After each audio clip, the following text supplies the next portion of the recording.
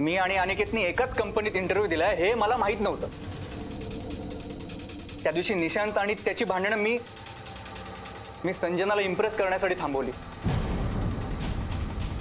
पण दुसरं भांडण थांबवलं तेव्हा त्याची खाली पडलेली बॅग मला दिसली।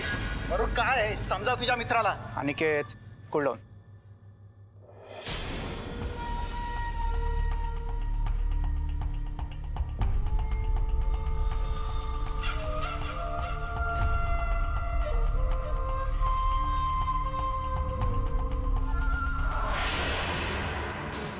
ते एन्व्हलप पाहिल्यावर मला शंका आली।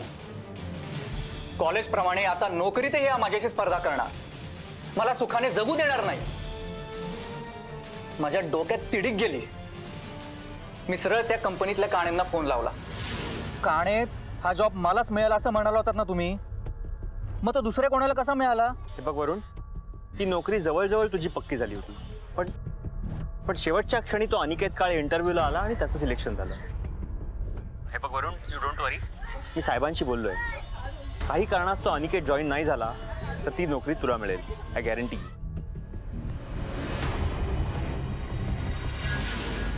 मला नोकरीची फार गरज होती।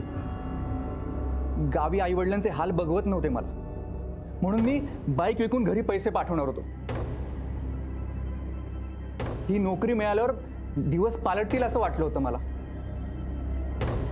पण हा अनिकेत हा इथे सुद्धा माझ्या रस्त्यात आडवा आला। त्याने माझी नोकरी सुद्धा हिसकावून घेतली। इथे सुद्धा तोच विनर ठरला आणि मी रनर अप। पण वेकेन्सी तर एकच होती ना। अनिकेत नाही जॉईन झाला तर ही नोकरी मला मिळेल हे काणींनी सांगितलेलं सतत आठवत होतं मला। आणि मग माझ्यातला सैतान जागा झाला।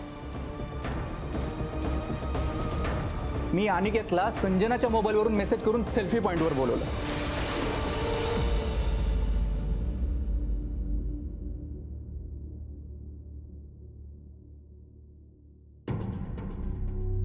संजना,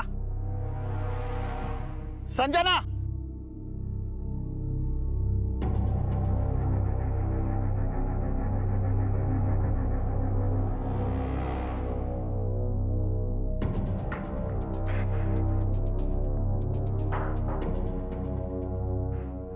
वरुण।